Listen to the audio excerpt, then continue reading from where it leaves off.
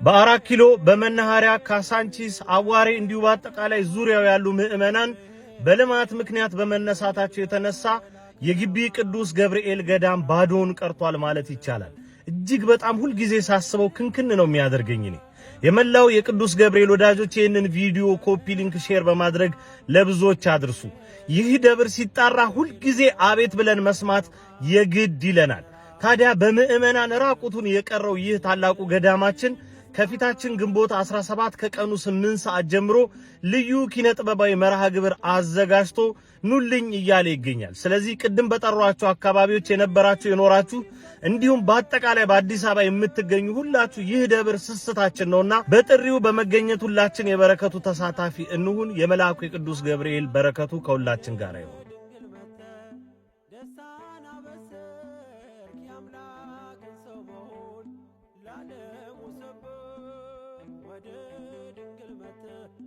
ደስታን አበሰርክ ያምላክን ሰው መሆን ላለ